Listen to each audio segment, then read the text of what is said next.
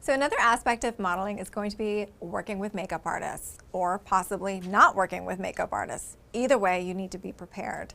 So when you're going to be on a shoot working with a makeup artist, normally you'll be told that you need to come with clean face and clean hair and either clean or neutral painted fingernails.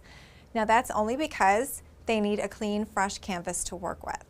Now you have to remember when you're working with a makeup artist that they have the direction that they're supposed to be going in from the client. So ultimately, you don't have a say in what's going to happen with your hair and makeup.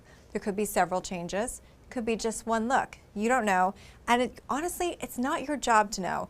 Your job is just to simply go along with it and keep your opinions essentially to yourself.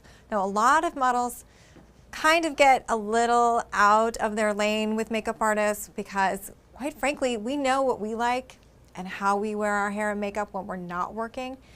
And that's great, but when you're on set and you're working for a client, guess what? You're getting paid to look the way that they want you to look. So if a makeup artist comes in and gives you bright blue eyeshadow, you are going to love that bright blue eyeshadow. And you're going to let them know that you love it, because as soon as you start complaining on set, they're not going to want to hire you again. A lot of times you might not get along with your makeup artist.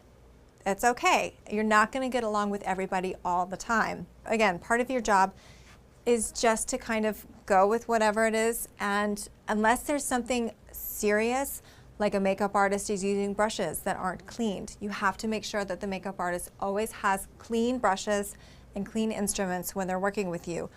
Ultimately, you don't want to get an eye infection, which could happen when you're sharing brushes with someone and you don't know if they've been cleaned or not. The same thing with sponges, the same thing with lipsticks. It's really important that makeup artists always keep their instruments and their makeup clean, and that's something that you can always keep an eye out for when you're working with them. So unless there's a serious incident, it's really best to just kind of go along with whatever it is that they're looking to do. The same thing with hair. I've actually had incidents where I was on set and a hairdresser actually melted my hair with a flat iron. Yes, melted my hair with a flat iron. And unfortunately, it was in a place where I didn't realize it until I wasn't on set anymore. So for recourse, basically I had to go to my agency and let them know what had happened, that I didn't know about it at the time, that it was something that I found out after the fact. There were various emails that went back and forth, and ultimately I was paid extra for hair treatments because I went to my hairdresser and she tried her best to save the pieces that were melted. So there is some recourse, but if you see something happening at the time, then you definitely want to speak up. That's the time that you really want to voice any kind of complaints. If you're just not really happy with the styling, or you think that your hair would look better a certain way, or you think this particular shade of lipstick isn't your color, it really ultimately doesn't matter, because once again, we are hired to sell a product. You are hired to be a model. You're not selling yourself. You're selling whatever it is that the client wants you to sell. Now, on the other end of the spectrum, a lot of times you'll get a call to come in to work and you'll have to have your hair and makeup ready to go. Now, what does that mean? Now, for most of us, we wear makeup on a daily basis. That can be anything from basic to whatever it is that you feel is your best look. That isn't necessarily hair and makeup ready for TV or for print or whatever the job is. Sometimes you'll have direction. It'll say natural, okay?